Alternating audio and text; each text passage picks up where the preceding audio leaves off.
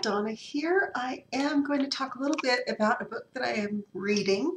It's by Grant Cardone. It's called The 10X Factor, and this is really the only real differentiation between failure and success. So before I get into that, if you enjoy these, if you have something you would like me to talk about, if you if you enjoy these videos, please like, share, and subscribe. If you're on Facebook, I apologize a little bit. I'm having a little bit of trouble with the output settings in my casting software, so it happens sometimes. But again, please like, share, and subscribe, please. And let me know what subjects you'd like me to cover in future videos. So I personally have a terrible time with procrastination. There are a million things I would rather do on any given day than actually sit here and work. And I think that's a problem we all kind of have. I do a lot of reading on my tablet though.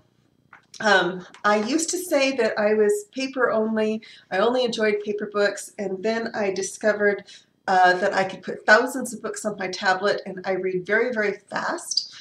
So this has been kind of a godsend.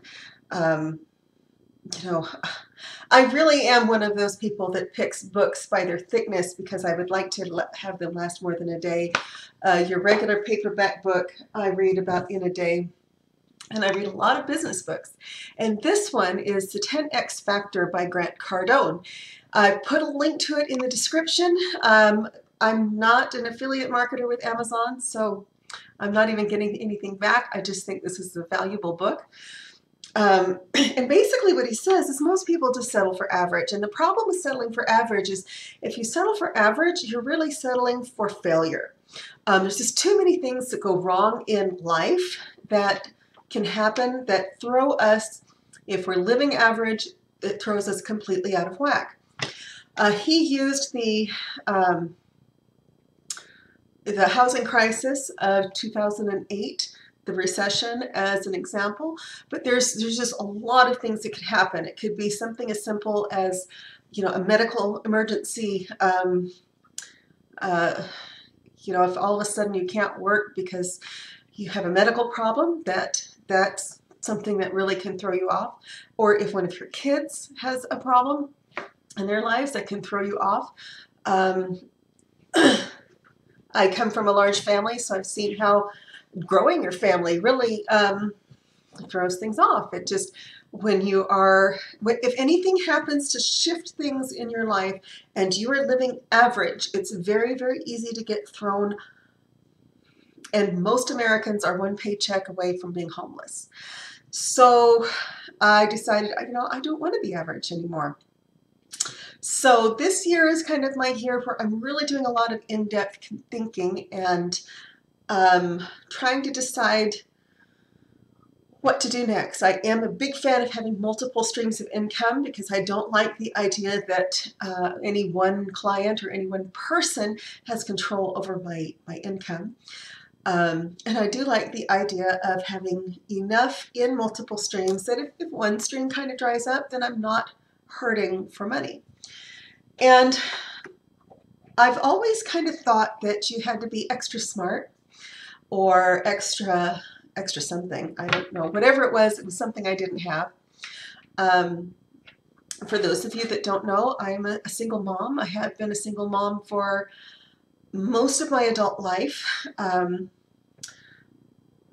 This time it's been about 11 years, 10 years that I've been single. And so my two youngest kids I have raised pretty much on my own. And I've learned, I was still of the generation, believe it or not, I graduated high school in '85. I'm a little bit on the older side. You guys can do the math. Still of the generation where I was really kind of taught that my job was to get married and have children. And, you know, other people's moms went out to work. Mine didn't until much later I was done with high school by the time she got a job, or was almost done. Um, and that was more out of because it was necessary. Um, so I grew up basically with a mom that was at home and a dad that went out to work. Your very classic American story, and that's what I thought that women were supposed to do. So I didn't prepare myself as a young adult to create a career. And in fact, I couldn't have because of the choices of men that I was involved with. I spent 3 years in Germany. I couldn't work over there. I didn't have a work permit anyway. I spent years raising kids, and then finally, when my youngest two were getting about school age, is when I finally started actually working and trying to actually create a career and not just a job. So I feel like I'm like decades behind. I'm decades behind a lot of my peers, and most of my friends are years younger than I am.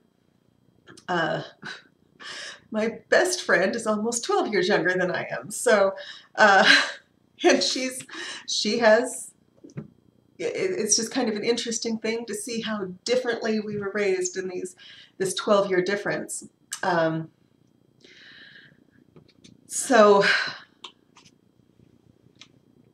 anyway, one of the things that I do remember is when we lived in Seattle, my dad ran a very successful pest control company, and Mom ran the office. Now, a lot like me, she worked from home. It was a lot more expensive then to work from home because we had to have a second phone line in, and that was back when that was not cheap, and we had to get an answering machine, which is probably about the size of my desk. And fortunately, Dad had the income that we were able to buy these things and get the office ready, which we put in a spare bedroom of the house. And Mom worked there, and when she was at work, we were not allowed to disturb her because she was at work. And Dad went out and he did the calls. Between the two of them, they worked insane hours. There were times they just worked a lot. They worked a lot. Now, of course, this is in the late 70s, so that was a lot easier to get your voice heard when all you have to do is put a full page ad in the Yellow Pages. And for those of you who are millennials, the Yellow Pages was a giant book that we had, and in the 70s it was like this big in Seattle. And it had a listing of all of the businesses in the area. It was a paper Google. So you would look up what you needed and in a paper book, and that's where we found everything. Google was on paper then. Today, it's a lot harder to cut through all the noise. So how do you create success? Well, one of the things that helped my parents was their friends were all successful. Excuse me. Their friends were, owned restaurants, and my dad spent years working for the Seattle King County Health Department, so he had a lot of contracts already because he had prepared himself for that. And but the bottom line was they worked harder than anyone else, and that's really how they became successful. And so that's what I've been really looking at is, if you want to be successful in your career or in your life or in your relationships, you have to work harder at the right things than anyone else.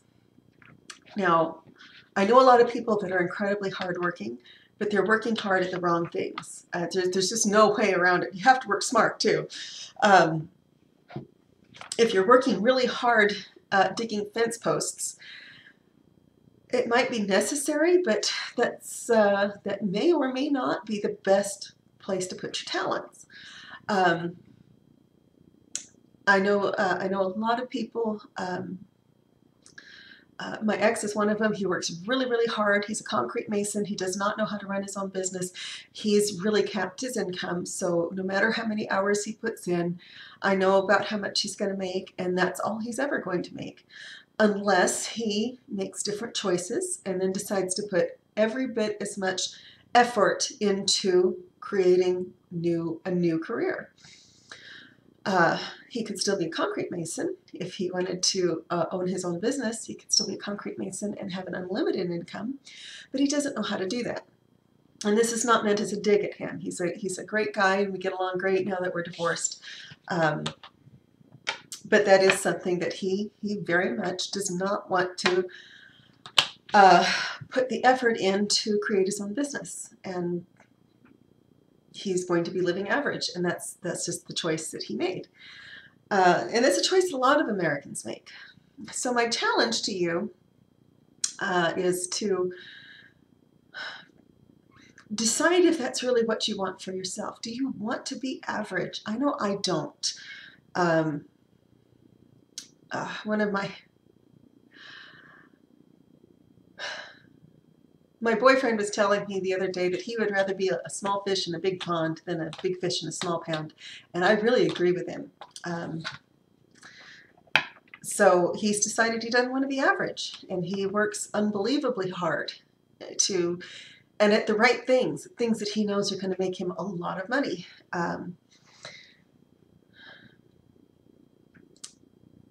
So this year, I'm spending a lot of time thinking about the things that make me money and how to make that work for me.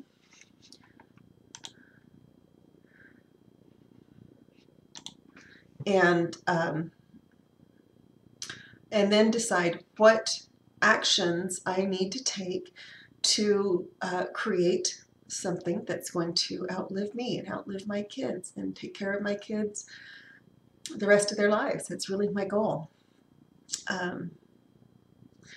But in order to do that, one of the real premise of the 10X rule is that you have to work 10 times harder than anyone else. You have to put in more time.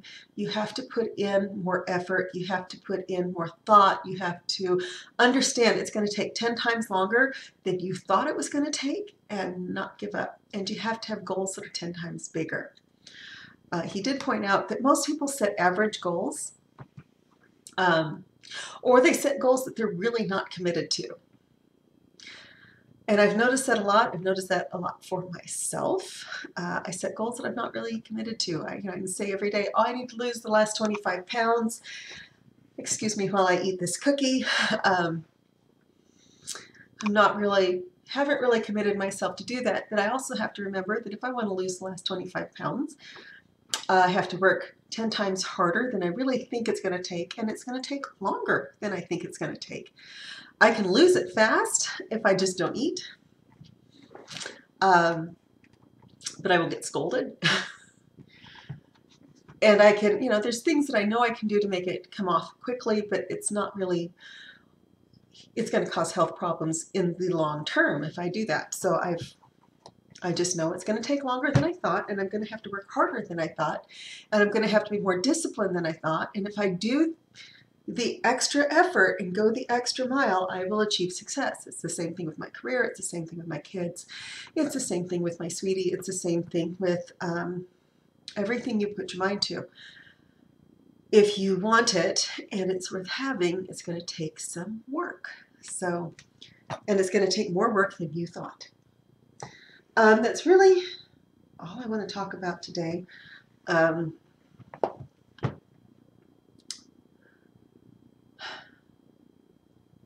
Sorry, I'm a little bit out of breath today. I don't know why. That's kind of it for today. I will be talking more. I have a bunch of things that I want to go over in these videos, things that will lead you to success. One of the things that I've been doing that's been really helpful for my success is I've been getting up at dark 30, and I am so not kidding. I am actually waking up at about 4 in the morning, and I'm at work by 4:30, and that's one of those things that if you want to be successful, you have to do what other people are not willing to do. And it's not the most fun thing in the world, getting up at 4:30.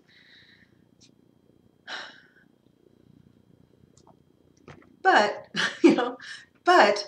but it is something that sets me apart. And as I'm learning to manage my time better, because we all have the same amount of time, it's a matter of really being focused during the time that I'm working, really being focused during the time that I'm working out, and really being present when I'm with the people that I love, rather than worrying about things that I have very little control over.